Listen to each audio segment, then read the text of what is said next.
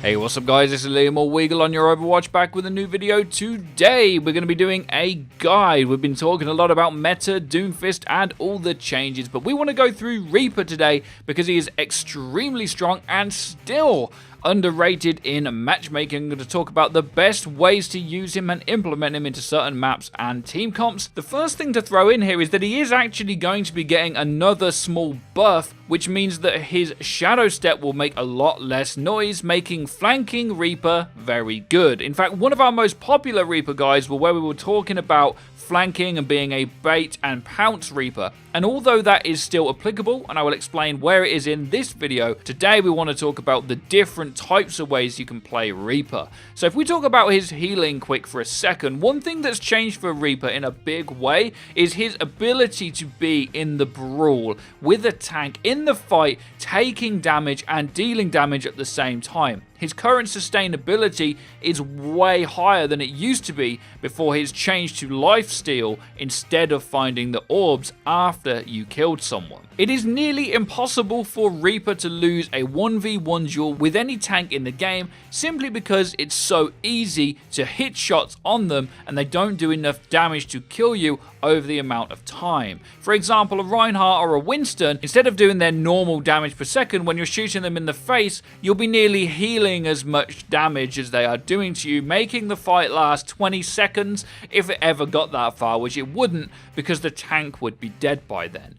Even D.Va, who can shut down one massive damage source, is no longer a hard counter to Reaper, because before she used to be able to fan defense matrix and do damage and slowly take down the Reaper. Well, now every time she stops defense matrix, he gets all of his health back by shooting her in the face once or twice. So in terms of a counter to tanks, Reaper is a lot stronger than he used to be. And if we talk about his ultimate too, you can pretty much not die in it if you use it in a crowd of people, as long as they don't have crowd control. It is extremely strong, and this new Reaper against tanks and even solo duels against other DPS players like Soldier, for example, if you get hit in his face, there's no amount of healing anyone can do to win a duel with Reaper if you get him in to the right positions. So we're going to talk about two types of Reaper, and I'm going to show you guys gameplay ranked from Diamond up to GM, the same as always, of how to implement these strategies in the same game, swap up between them, or just use them whenever it applies to you the most. So Brawler Reaper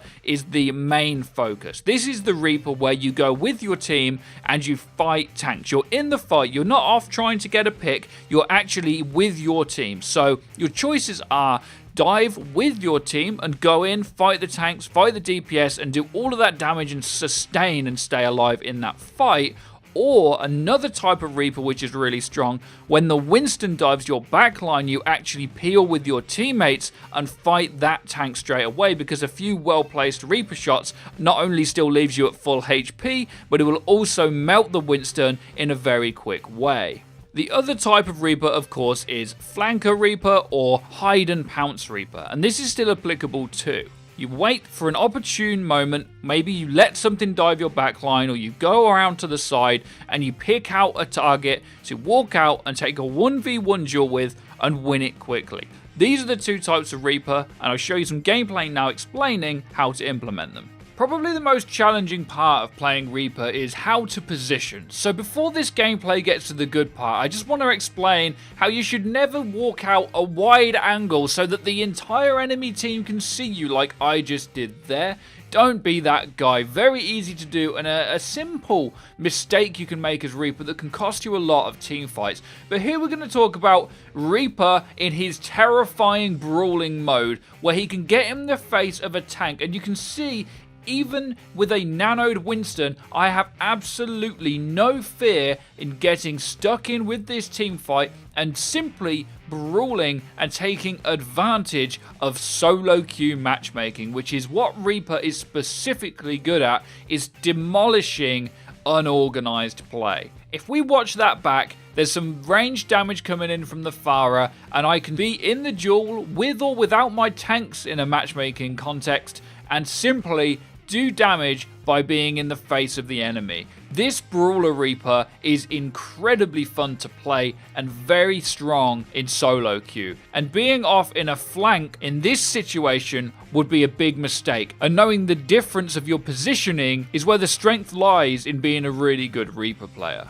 Bait and Pounce Reaper would be something a little bit like this Hollywood clip. You'll see that I'm kind of waiting for the enemy team to come, and I realise that they're taking a super slow approach to this choke point. So as soon as I see that the enemy team start pushing to one side, I know there's a Widow on the floor out the back. Well, this is Bait and Pounce Reaper. You can get in the face of anything in a 1v1, especially if it's something like a Widow, and you are going to delete them instantly. I mean, the Reinhardt comes back and tries to fight me, but this clip here shows firsthand why Reaper is the best duelist in the game if you get him into the right positions. So what if you want to have the best of both worlds? What if you want to lurk and pounce and then be in the brawl? Well, that is also a very valid strategy too. You'll see that on this King's Row game, the Tracer's trying to fight me, but she just gets scared because of the damage I can do, and she ends up backing away. So what I do is I create this opportunity to flank the enemy team and then be in the brawl. We take care of the Reinhardt, and then my team decide to counter-initiate on the enemy team,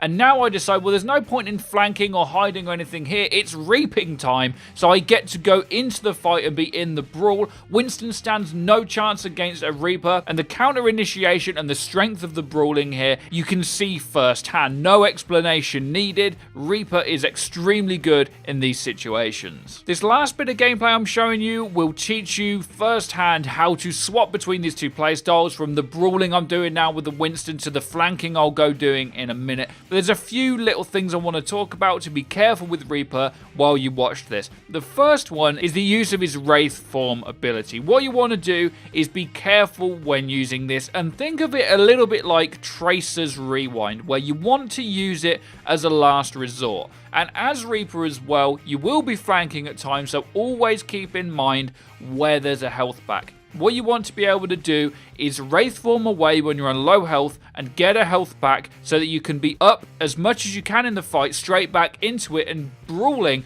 as much as possible throughout the entire game. That's what you want to be doing all the time as Reaper is. How can I maximize my output in this game? And staying somewhere near a health pack or some healing source, whether it's a teammate, and using that as a last resort is what you want to do. Also note that it does reload your guns for you now, so you don't have to worry about melee cancels and such. There is still a rumor to this day as well that you can make your reload shorter with Reaper if you melee. This has actually never been true. However, you can fit in a melee when you reload if you would like to. It doesn't have a massive advantage to it. If we also talk about Shadow Step a little bit, you only want to be using this to teleport to high ground where people won't expect you, or to teleport from the start where you died to the next point, or to try to get back onto the point to retake. In terms of in the middle of a fight getting away, it's still not got any applicability, and you should be using it mostly outside of a team fight. With all of this said, guys, matchmaking Reaper is absolutely terrifying. People will not know how to deal with you if you can balance the difference between being in the fight and being flanking.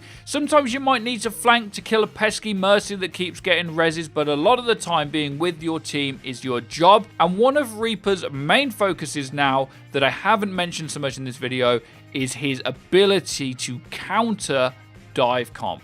Not only is he amazing against Winston, in fact he eats him alive, he's pretty good against D.Va, and against you or a Tracer is always only a one shot away. Learn to bait out them blinks, learn to bait out the deflex, and Reaper is the ultimate duelist that you're going to want in solo queue matchmaking. He is so good. As you've seen throughout this gameplay, I use him on both the accounts I play on to a very successful win percentage, I must say, because people are not organized enough to deal with the raw damage coming at them all the time, and now the sustain that you have makes him one of the best carry heroes right now in solo queue. Use him to counter dive, guys. Be careful when they have a Pharah. Of course, you cannot really kill Pharah as Reaper. Use him to counter dive com. Use him to defend your teammates. He is no longer that beta other than in them niche situations I've explained in the video. Let me know what you guys think in the comments section down below. Did this help you guys out? Be sure to check out our Twitter and our Discord where you guys can find the Reaper main of your dreams. Be sure to hit that bell icon so you guys get notified when our videos go live. Be sure to drop a like and subscribe if you enjoyed, and have a great day as always.